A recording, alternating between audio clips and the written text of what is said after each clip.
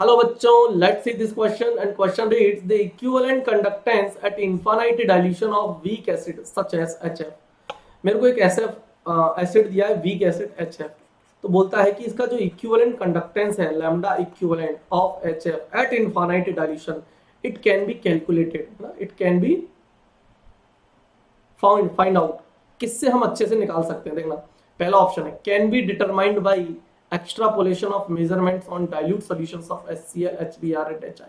नहीं, अगर हम लोग इनकी बात करें कि भाई एक्स्ट्रापोलेशन मेथड से अगर हम लोग या एक्स्ट्रापोलेशन करके अगर हम लोग एच एफ की क्या यूज करें, क्या कैलकुलेट करें इक्विवेलेंट कंडक्टेंस, तो हम लोग नहीं कर सकते। ठीक है, तो मुझे बेसिकली क्या चाहिए होगा, क्योंकि HF आपका एक वीक इलेक्ट्रोलाइट है। क्या है? HF आपका एक वीक इलेक्ट्रोलाइट है, और किसी भी वीक इलेक्ट्रोलाइट का इक्विवेलेंट कंडक्टेंस अगर आपको इनफाइनाइट डाइल्यूशन पे निकालना होता है तो आपको बेटा स्ट्रॉन्ग इलेक्ट्रोलाइट्स की जरूरत होती है। चलो, तो ये आपका वैसे ही गलत हो गया।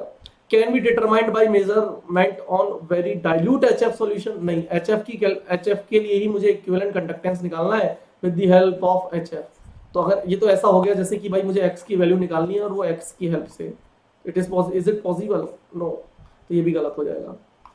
can be best determined from measurements on dilute solutions of NaF। देखो बेटा, HF की अगर मैं बात करूं तो ये H प्लस और F माइनस देगा।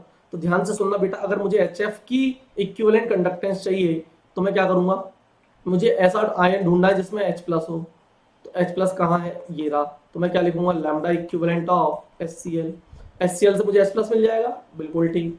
मैं ऐसा ढूंढूंगा इलेक्ट्रोलाइट, स्ट्रॉन्ग इलेक्ट्रोलाइट जिसमें F माइनस हो, यानी NaF ले लिया मैंने, लैम्डा इक्विवेलेंट ऑफ NaF।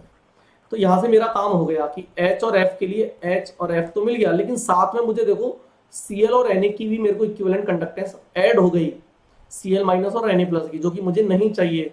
तो मैं क्या करूंगा बेटा, इसको माइनस कर दूंगा। क्लियर हुआ? इस तरह से भी हम कैलकुलेट करते हैं, और ये सभी कहाँ चल रहा है? ये चल रहा है इनफाइनाइट डाइल्यूशन में। तो with the help of HCl, NaF and NaCl we can find out the equivalent conductance of weak electrolyte at infinite dilution। तो आपका सबसे बेस्ट डिटरमाइन करने का ये तरीका हो गया। एंड डी ऑप्शन लिखा इज एन अनडिफाइंड क्वांटिटी। नहीं, ये गलत तरीका है, ये गलत बोल रहा है।